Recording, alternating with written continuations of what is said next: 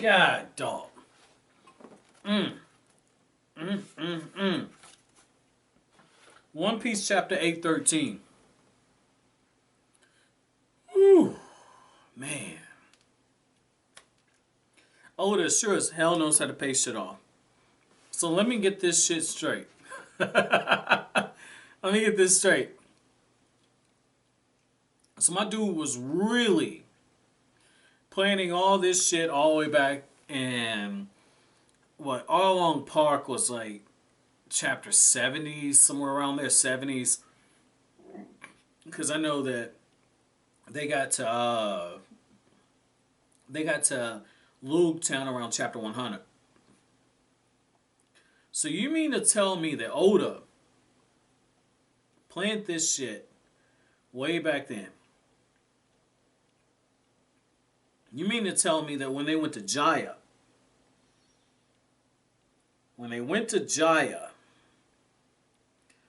they had this shit planned with the Nolan and the liar part? I always thought that shit was funny. I mean, you know, you guys know that who've been following me from the very beginning, man. You know, I joked like on Thriller Bark. I was just like, you know, what the fuck did what was Sanji's childhood like? You know, did somebody touch this dude or something? Like, you know, I've made jokes at this guy's expense. I've, you know, theorized like, what the fuck is Oda hiding with this guy? But I didn't know it was like this, man. I didn't know it like this, man. Not at all. Not at all. Like, Oda just... It's almost like Oda, at various points in this chapter, just kept, you know, putting in our faces, reminding us, like, yeah, I'm pretty fucking brilliant, aren't I? And, you know, when Brook breaks it down, Brook's like, to go from the North Blue to the East Blue, that ain't like just going from one neighborhood to the other. Like, you're going all the way across. You haven't crossed the red line. And Sanji even makes the point, he's like, no, I was raised in the East Blue. And, you know, my thing, you know, when we got like the origin story with Zeph and everything, I'd always wonder, why the fuck was this kid on a ship that was moving around? He was fucking hiding. He was fucking hiding. And it makes the perfect cover. Nobody's gonna fuck with Zeph. He's on a ship that, the Barate, that, you know, basically has pirates coming in and out. It's the perfect place to fucking hide. If he's any type of royalty, he wasn't a fucking pervert before then. Like, it all makes fucking sense now. It all makes sense. It all makes sense. Like, Sanji got some Nico Robin in him. He's a fucking survivor. Just how Nico Robin kind of hides from place to place and blends in and stays where she has the best chance for survival. You know, whatever, you know, the dude that calls himself Phantom Gun said to Sanji, it made him negotiate. It made Sanji say, okay, I'm gonna write a note for Straw Hat, I'm gonna write a note for Luffy, and just says, I've gone to meet a woman, I'll be back. And Sanji, you know, hugs the crew, makes it look emotional. And Sanji realizes that he does have some leverage. He's like, look, you know who's backing me, right? You know that Big Mom wants me inside her organization. You know, you guys changed my bounty poster from dead or alive to all of a sudden alive. You know, whoever kills me is going to be in a world of trouble. You don't go after my crew. You know, Sanji just throws them the fuck out. And when Nami asks him, like, hey, you know, what's going on, Sanji? He says, look, don't worry about me, I'll be back. And Brook says, nah, this motherfucker's lying. He don't plan on coming back. This is some amazing shit. This is some amazing shit that's going on right now.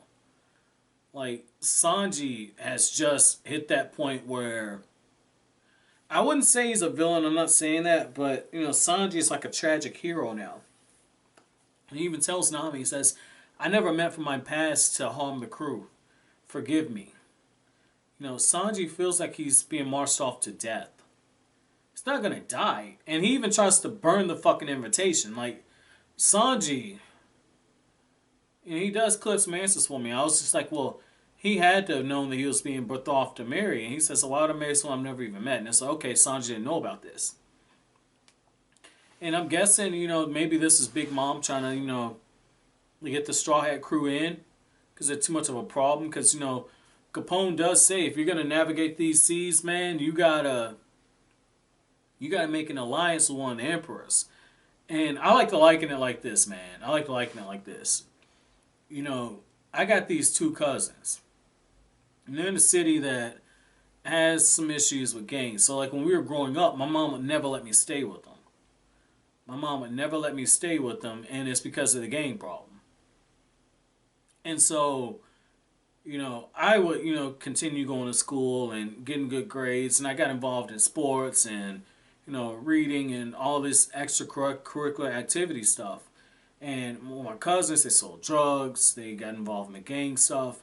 The oldest brother joined, so his younger brother wouldn't be targeted to join. The younger brother ended up joining anyway.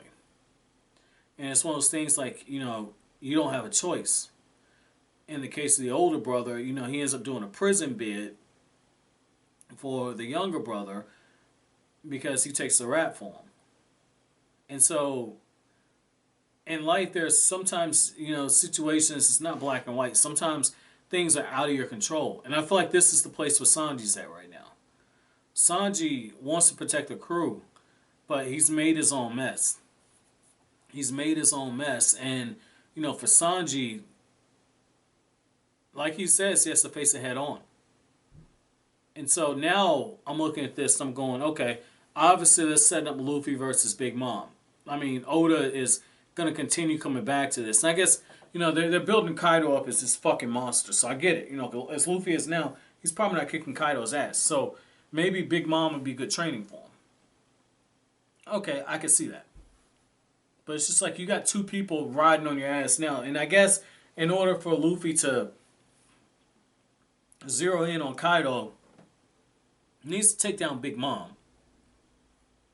Because essentially he's got three people on his ass. He's got Blackbeard, he's got Kaido, and he's got Big Mom. So he needs to get some pressure off of him. So Big Mom looks like, Luffy's got to pop his cherry on one of the emperors. So, I mean, I get that part.